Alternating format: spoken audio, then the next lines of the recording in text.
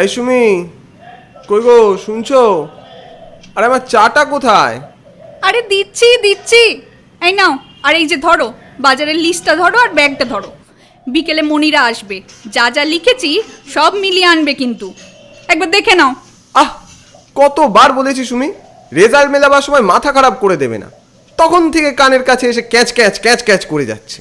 এই যে প্রতিদিন তুমি মুখের গোড়ায় খবরে কাগজ নিয়ে লটারির টিকিট মেলাও, এই 18 বছরে আজ অব্দি একটাও তো লটারির টিকিট পেতে দেখলাম না। কি বলছো? একটা লটারি পাইনি মানে? না না, কিচ্ছু ভুলিনি। কাঁড়ি কাঁড়ি লটারি কেটে একটা 300 টাকা পেয়েছিলে। বলি আর কত, হ্যাঁ কত টাকা নষ্ট করবে শুনি?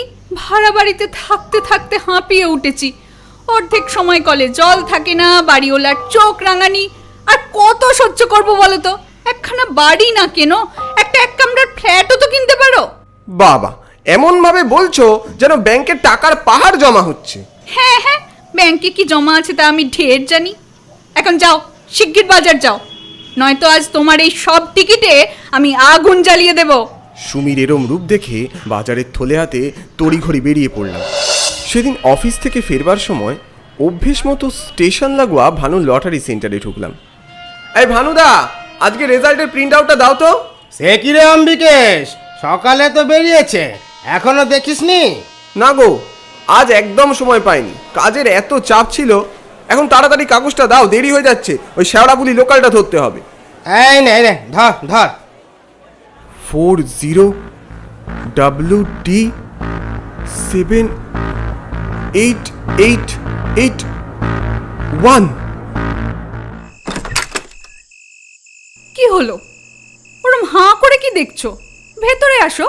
সুমি, সুমি, সুমি, আজ আজ লটারি লেগে গেছে। কি বলছো? সত্যি? হ্যাঁ গো হ্যাঁ, তাও 1 নয় 2 নয়, 20 লাখ টাকা। কি? ও মা, আমার তো বিশ্বাসই হচ্ছে না। তবে আর বলছে কি, এই এই জানো, এইবার একটা ফ্ল্যাট কিনবো। কবে থেকে এবারই সেবারই করে যাচ্ছি, এবার একটা পার্মানেন্ট ঠিকানা হবে। তাহলে এতদিনে আমার লটারি কাটবার কদঙ্ক ঘুচলো, কি বলো? যাক বাবা, ওপরওয়ালা এতদিনে মুখ তুলে চেয়েছে।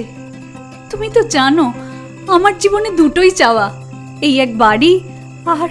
আহ সুমি, আজ এই খুশির দিনে আর মন খারাপ করো না তো। বেশ কয়েক মাস কেটে গেল এরপর, লটারির সব ধরনের প্রসেস মিটতে মিটতে, আর তারপর অফিসের কাছাকাছি একটা ফ্ল্যাট পেতে। কি গো, দাঁড়িয়ে রইলে যে, তাড়াতাড়ি হাত লাগাও, আসবাবগুলো নামাও। হ্যাঁ দাদা, চাপ নেবেন না, 10 মিনিট সময় দিন, সব নামিয়ে রেডি করে দিচ্ছি।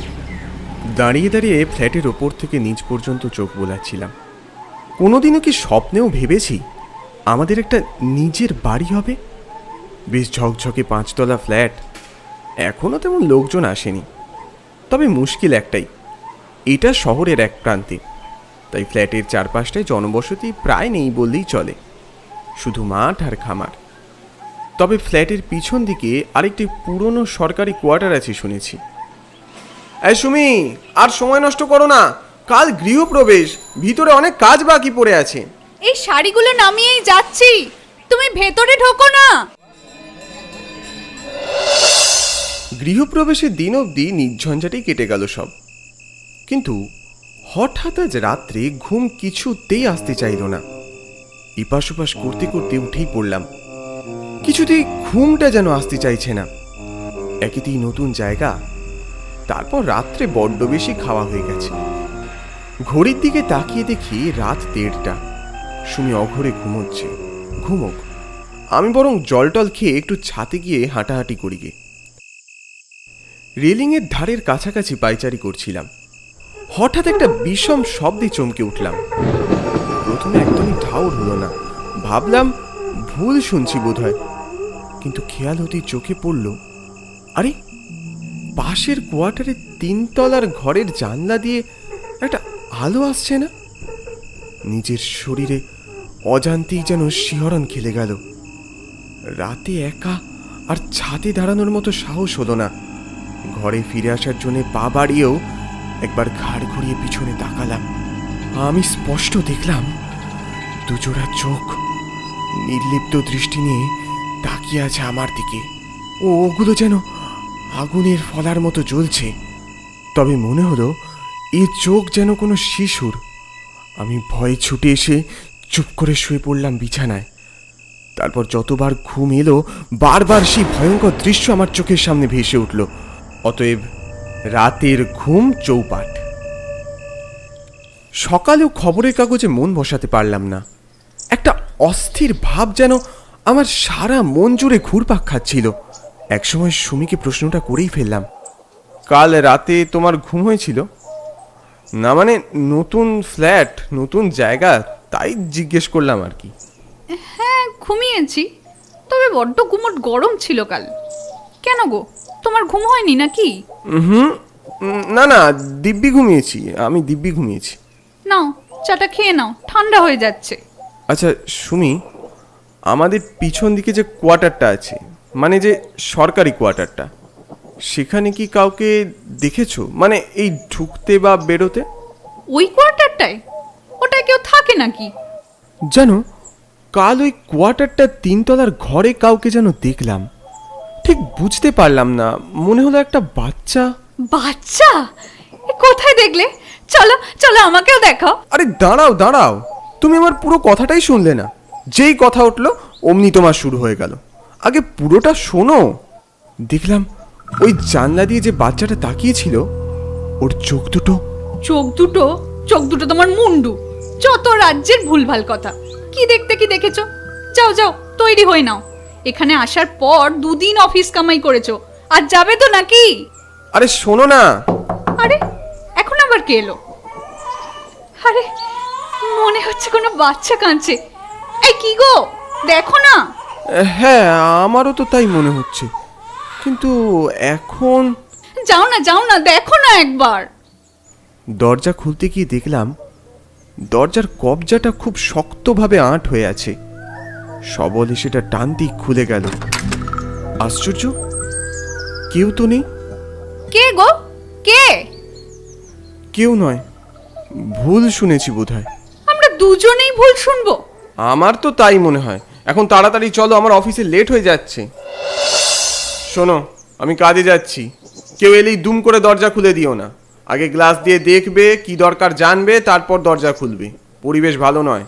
ও নিয়ে তুমি চিন্তা করো না, আমি সাবধানেই থাকবো। ঠিক আছে, আমি বেরোলাম তাহলে। দুগ্গা দুগ্গা। এই রে, এখনই জলটা যেতে হলো। এখানে আবার যখন তখন জল চলে যায় দেখছি।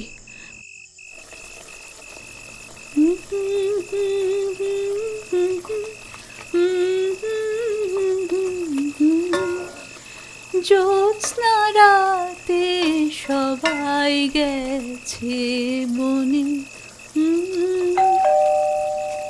অম্বিকেশ চলে এলো বোধহয়।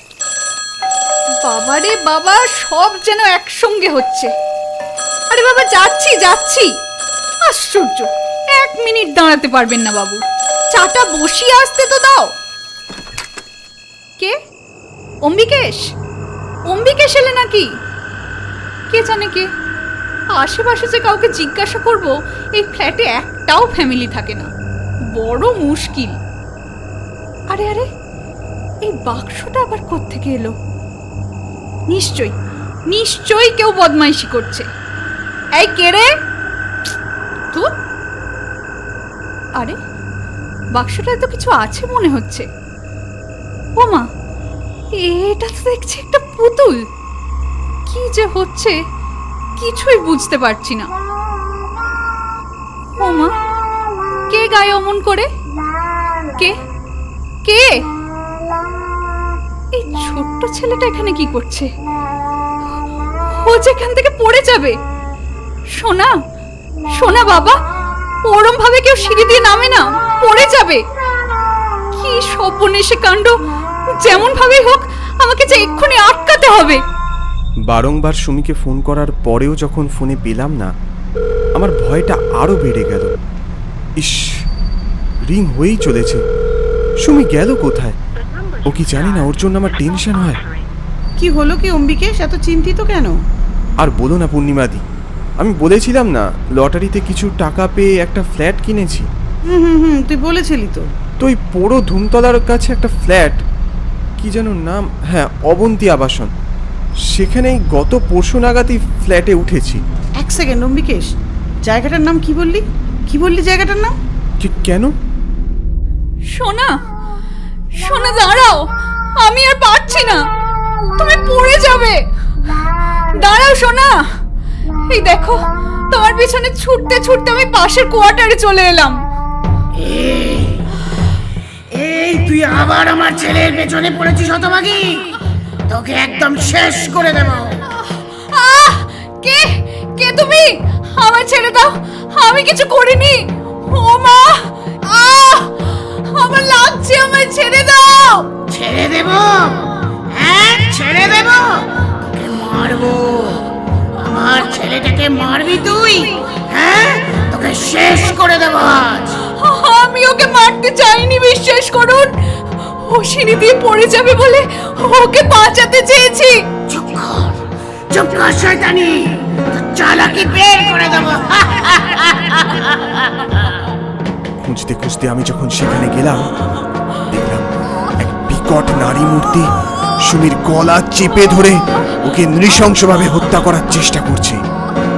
ধূসর দেহে ওর একরাশ এলো কিসের চুল হাওয়ার দাপটে এলো পাথাড়ি উড়ছে।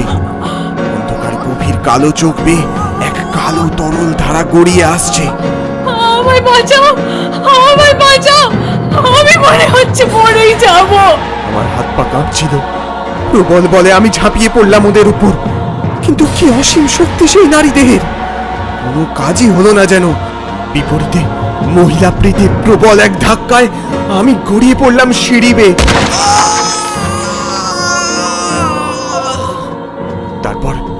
তারপর ব্যথায় যন্ত্রণায় আমি প্রায় জ্ঞানহীন। ওদিকে সুমির আর্ত চিৎকার আমার বুক ফাটিয়ে দিচ্ছে। এরপর আমার ব্যাগের থেকে একটা বাক্স বের করলাম অতি কষ্টে।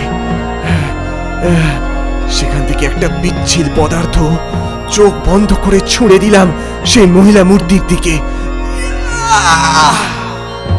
এরপর একটা কান ফাটানো আর্তনাদ, ব্যাস সব স্তব্ধ।